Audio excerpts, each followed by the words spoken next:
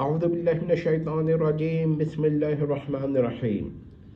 بعض حضرات یہاں پر یہ نقطہ پیش کر سکتے ہیں کہ احمد رضا صاحب بریلوی نے جو تکفیر کی ہے یہ فقہا کے اعتبار سے کی ہے، متکلمین کے اعتبار سے نہیں کی ہے، لہذا یہ دنی نہیں ہو سکتا۔ جی نہیں، فقہا کے اعتبار سے بھی تکفیر کے فتاوی دنی ہو سکتے ہیں اور متکلمین کے اعتبار سے بھی۔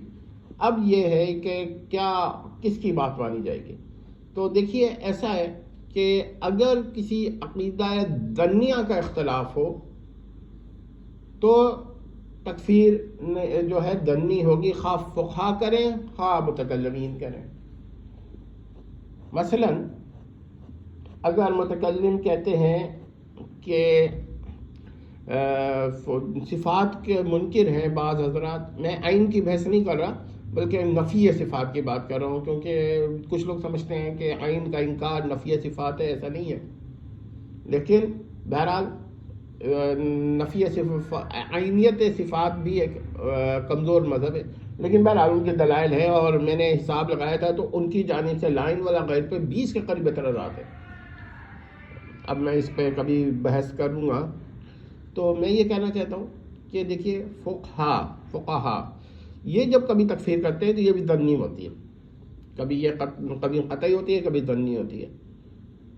اب اس کی ایک مثال ہے کہ زید نے 2 خدا مان دیا۔ اب 2 خدا ماننا تو سراسر کفر و شرک ہے، مگر زید نے مانا کہ نہیں مانا، وہ اس کی جانب یہ قول منسوب ہے، اس کی کیا تشریح ہے؟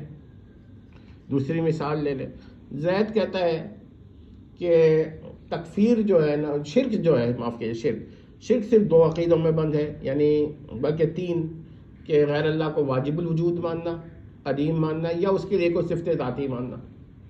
بس یہ 3 عقیدے، خواہ کم تعداد خدا کے مقابلے میں کم یا خدا کے مقابلے میں برابر یا زیادہ، اس سے بحث نہیں ہے۔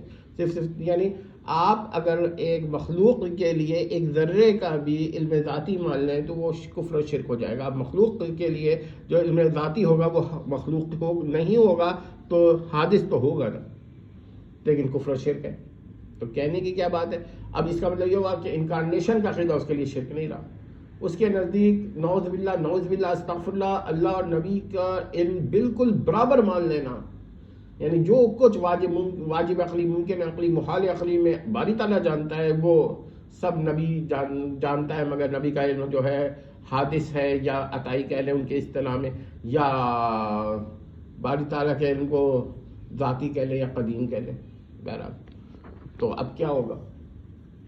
ہم نے یہ بتا دیا ہے کہ یہ عقیدہ میں کفر و شرک ہے، مگر جس نے صرف 3 عقیدوں میں کفر شرک کو بند کیا ہے اس کے نزدیک تو شاید وہ کافر نہ ہو، کیونکہ یہ چوتھی بات ہے۔ حالانکہ ایسا عقیدہ کفر و شرک ہے جس پہ شک کرنا بھی کفر و شرک ہے۔ تو دیکھیے بات کیا ہے؟ بات یہ ہے کہ تکفیر کے جو فتاوی ہے نا، چاہے وہ متکلمین کی جانب سے ہوں چاہے فقہا کی جانب سے ہوں، وہ اگر ظنی ہے تو ہر جگہ پر کیا کہتے ہیں ان سے اختلاف کیا جا سکتا ہے، اور اگر قطعی ہیں پھر اختلاف نہیں ہو سکتا۔ ٹھیک ہے، تو اب یہ بات یاد رکھ لیجئے۔ یہ میں نے اس لیے کہہ دیا کہ بعض حضرات یہ کہتے تھے کہ بھائی جو فقہا کی ہر تکفیر قطعی ہوتی ہے اور متکلم کی تکفیر قطعی بھی ہوتی ہے اور ظنی بھی ہوتی ہے۔ اگر کسی نے یہ کہا ہے سراسر غلط کہا ہے، ہم یہ بات نہیں مانتے، فقہا سے بھی کیا کہتے ہیں ظنی تکفیر ہوتی، ان سے ثابت ہیں، اور متکلمین سے بھی، ٹھیک ہے۔ تو ایسی بات نہیں ہے کہ آپ یہ کہہ دیں۔ تو ہم کہتے ہیں احمد رضا صاحب بریلوی نے فقہا کے اصول پر یا ان کے مذہب پر تکفیر کی ہو، ان اکابر کی یا متکلمین کے مذہب، یہ ہے ظنی، کیونکہ اس کا ایک جز کا مکمل ظنی ہے۔ اور وجہ ہم نے بتا دی ہے کہ محترم و مکرم احمد رضا صاحب فاضل بریلوی کا مسئلہ یہ تھا کہ وہ جن حضرات کو صحیح سمجھتے تھے ان کی ہی اقوال میں توجیہ تعویل تھی ان کے پاس، جن کو وہ غلط سمجھتے تھے تو ان کے پاس تو ان کی توجیہ و تعویل نہیں تھی۔ بعد میں جو ان کے ڈسینڈنٹس آئے ہیں، ان کے بعد جو لوگ ہیں، انہوں نے تو پھر یہ بیڑا بھی اٹھا لیا کہ نہیں، ان کی تو کوئی توجیہ و تعویل ہی نہیں ہے، اور پھر اس پر بحث کرنے لگے۔ بات یہ نہیں ہے، بات یہ ہے کہ احمد اظہر صاحب بریلوی، اب آپ کہیے گا کہ وہ بڑی تکفیر مسلم میں بڑے محتاط، ہاں یہاں پر میں پھر وہ پہلے ویڈیو میں بھی یہ بات کہی تھی اور اس وقت بھی میں کہہ رہا ہوں کہ محتاط ان کے وہاں اصول کے حساب سے، ان کے اصول و قواعد کے حساب سے احتیاط کس کے ساتھ تھی؟ جس کو وہ کافر نہیں، وہ مطلب جس کو وہ غلط نہیں سمجھتے تھے، اور جس کو وہ غلط سمجھتے تھے، جس کو وہ اپنے سے الگ فرقہ سمجھتے تھے، اپنے مخالفین جن کو وہ اپنا مخالف سمجھتے تھے، ان کے پاس ان کے لیے تعویل و توجیہ نہیں تھی. یہ تھا مسئلہ. یہ نہیں تھا کہ انہوں نے ساری تعویل و توجیہ کو ثابت کر دیا کہ وہ باطل اور وہ. یہ بات سمجھ لیجئے، اور اگر یہ بات سمجھ میں آ گئی ہے تو اب ہم کہتے ہیں کہ یہ تشدد اب نہیں ہونا چاہیے.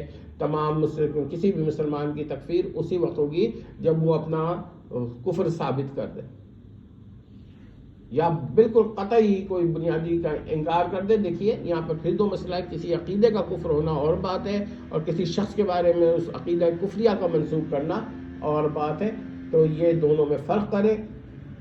اور ملک میں آپ پہلے ہی جہاں پر اتنی تکفیر کا ماحول غلط ہے، ماحول جو غلط ماحول ہے وہ پیدا ہو گیا ہے، تو اگر اس دفعہ اب جا کر ہم لوگوں نے یہ نہ کیا کہ معمولی باتوں میں تکفیر بند، ان کے فتاوا پہ پرنٹنگ کے ساتھ یہ لکھ دیا جائے یہ فتویٰ ضعیف ہے، یہ فتویٰ ضعیف ہے، یہ فتویٰ دنی ہے، یہ لکھ دیا جائے، تاکہ پھر یہ بھی لکھ دیا جائے ان کے فتاوا جو ہے.